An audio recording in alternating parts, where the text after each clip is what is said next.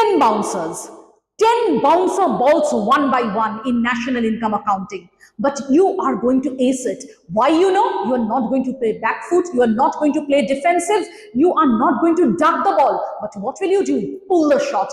Exactly. That's what we are going to do, because we have already been able to identify the 10 bouncers from national income accounting that you are supposed to get.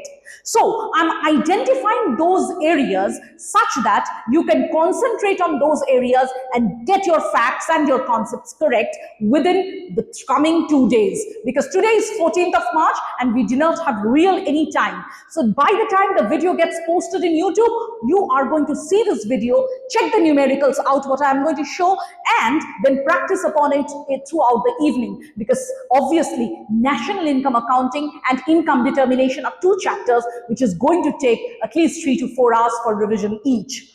So what are the areas have we identified? Identification of final goods and intermediate goods, number 1. Identification of consumer goods and capital goods, number 2. Identification of consumption expenditure and investment expenditure, number 3. Number 4 says significance of circular flow. Number 5 says identification of factor income and transfer income. Number 6, national income and domestic income.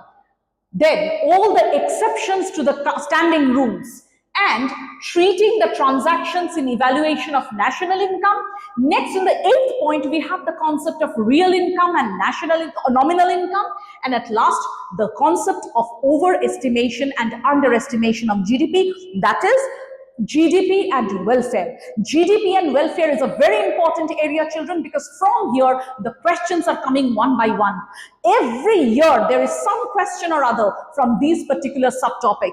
So along with treating a particular transaction in national income, whether it is to be added in national income or not to be added in national income, what we have to do is that we have to understand very, very clearly that these are the concepts that we are going to ponder upon. So for the full video, obviously keep on following my YouTube channel and my Facebook handle, Economics with Nilanjana.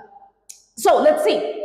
Identification of final goods and intermediate goods. Final goods are those which have already crossed the boundary of production, no more value to be added, and have reached the end user. These 3 points are important. And for intermediate goods, obviously, value is to be added. It has not yet reached the final user, and obviously they are within the production boundary. Like if I say a can of Coke with a particular person's, okay, is a final good, because he is not going to add any value, he is going to consume it, and because he is going to consume it, it has reached the end user. But till the time that particular Coke can is with the shopkeeper, he is adding value, that is refrigeration cost on it, okay. And number 2, it has not reached the end user, it is still an intermediate good. Why?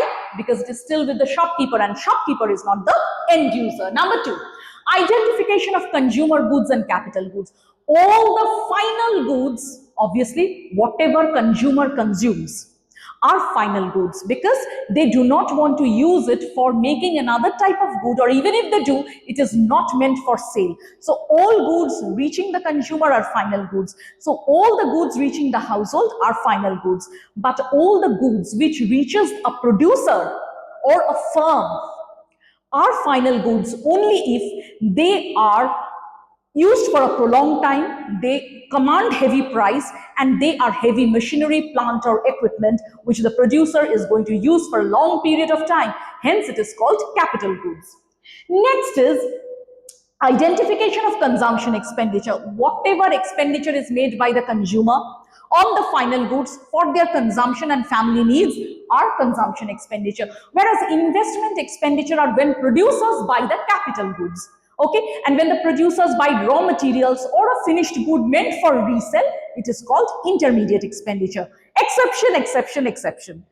If and only if the consumers or a householder buy a house or invest in real estate, it is called investment expenditure, because even if he consumes it, with time its value is going to increase and the resale value will be much more.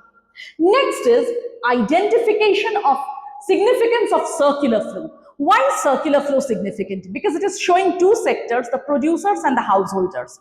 The householders give labor, and they get payment. The producers give goods and services and they get payment. So it is showing a bilateral transaction from in between the householders and the producers. And this bilateral transaction in between the householders and the producers is the catchword that doubts.